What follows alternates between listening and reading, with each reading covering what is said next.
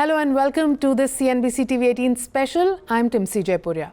The Directorate General of GST Intelligence has detected the highest ever number of tax evasion cases, totaling approximately 6,084 cases involving over 2 lakh crore rupees of GST which was evaded in FY24. According to the annual report of the DGGI, which is the Central Investigation and Anti-Evasion arm of GST wings, the sector with the highest evasion were online gaming, banking, financial services and insurance and services, followed by iron, copper, scrap and alloys and goods.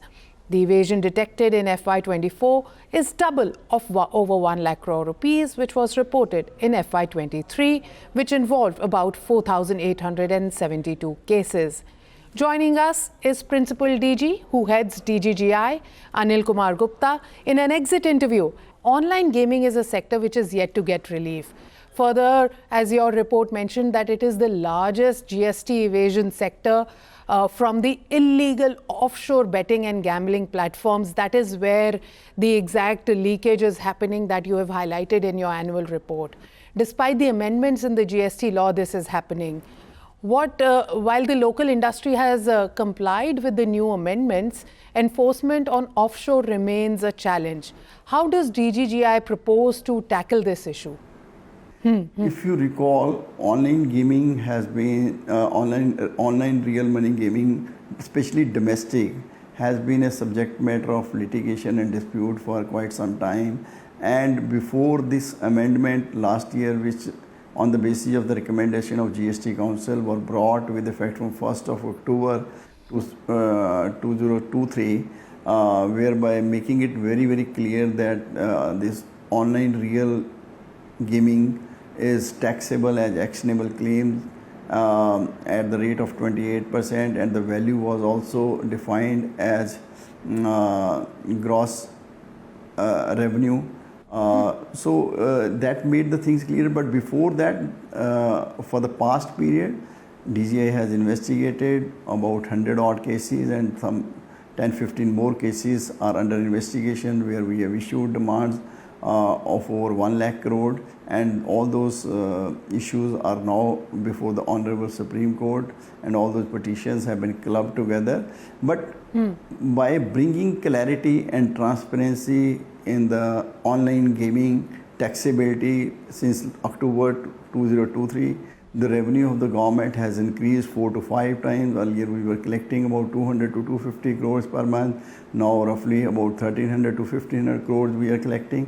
And by and large, all online real money gaming companies in existence in India are complying with the law, which was amended and brought with clarity last year.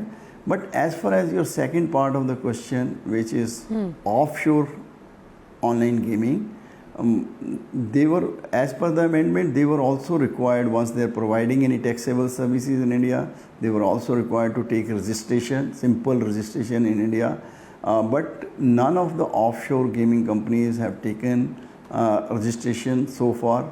It's about a year now since this amendment came, and it's a big challenge for us to really investigate all those offshore gaming company. It's a big menace. It's besides a taxation issue, a revenue issue which we are not able to collect. It's a social issue also, because the Indian citizens and consumers, they do not know whether they are playing on a legal platform or illegal platform. It has many implications, and for which we feel multi-agencies cooperation and interaction is required by various agencies to tackle this menace, especially METI, I4C, ED. Other ED is also investigating few cases of online gaming. We are also investigating offshore. We have taken few steps. We have engaged with gaming associations in India, taken their viewpoint, and we are in touch with them. And similarly, we are taking action against offshore gaming identities also by way of blocking their URLs and APIs. Yes. So DGGI in its annual report also flagged that online money gaming is a high-risk industry for tax evasion. money laundering, and as you mentioned that cyber fraud, juvenile delinquency, etc. The various socio-economic issues are attached to this sector. And as you mentioned that blocking of the websites is also part of the action. Recently you recommended to block 167 websites and called for an interdepartmental committee with representatives from ED, RBI, etc. Consumer Affairs Department was also part of it. You said that this may be set up. Has this committee been set up? Have you made any suggestions to this committee? If you could shed some light on your discussions with MeitY also as to where are we in terms of the overall rules and regulations that were supposed to come in for this particular sector to solve all these issues.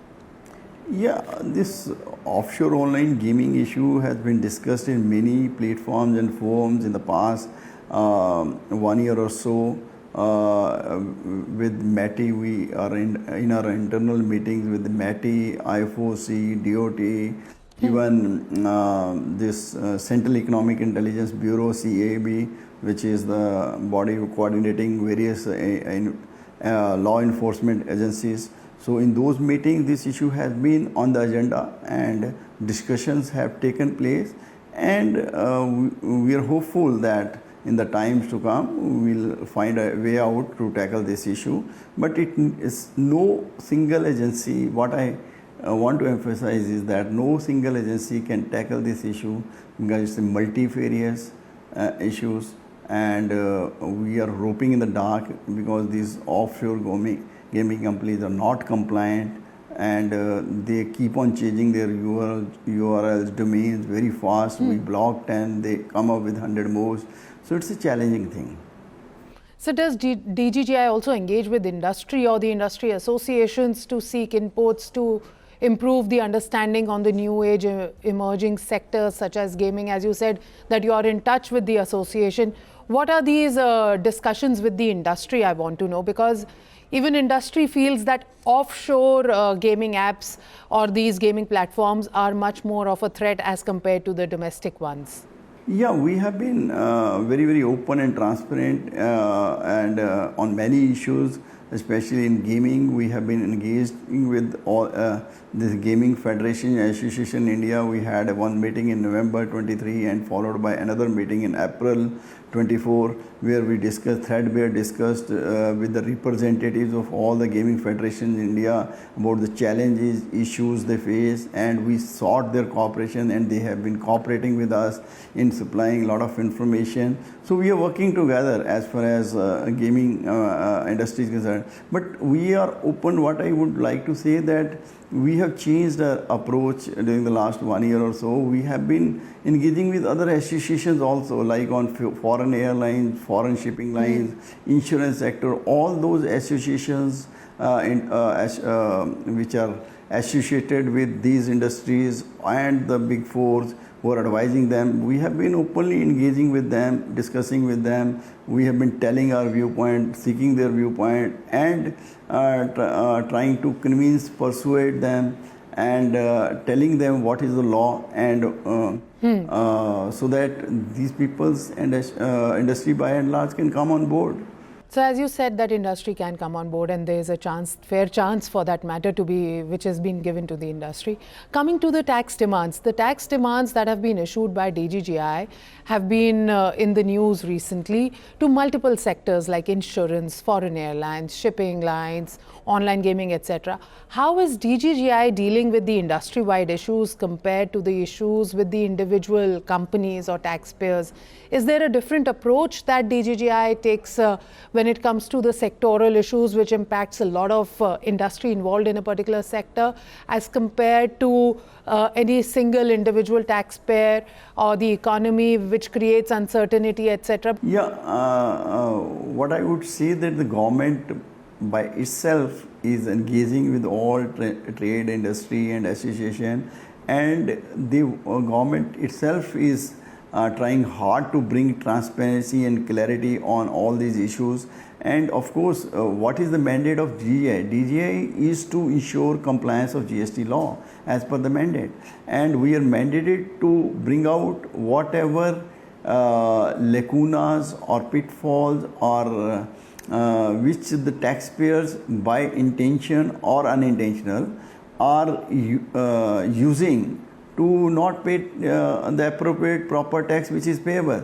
So in that process, whenever some industry-wide issues come like foreign airlines, foreign shipping lines, IT sector, insurance sector, we do engage with all the, because these issues sometimes it may be because all of these are big players, they are big industrialists. It is not, it cannot be believed that they were not advised by the consultants, Big Four and others. They have got the best of the advices, but somehow the advice or their interpretation, whatever way we may call it, was not in sync with the GST law in force, and we have tried to engage with them, we have tried to convince them, educate them, and given our viewpoint, and we are open in that. And a lot of meetings have taken place, all these associations, and government is also keen to resolve these issues. And wherever government feels okay, because GST law was a new law which subsumed so many laws, and there could be certain issues on which intention was not to tax, but actually by the language of the law it has become taxable. So government is trying to resolve those issues. So that was Anil Kumar Gupta talking to us about the ongoing investigation cases by the DGGI. And yes, a clear message for the upcoming DG to look into a lot of sectors, including cryptocurrencies, a lot of transactions which still remain out of the radar of the GST investigation arm, including the online transactions. Banking and insurance services still one of these sectors which is highly prone for the GST leakages, and much more. Many thanks for joining us.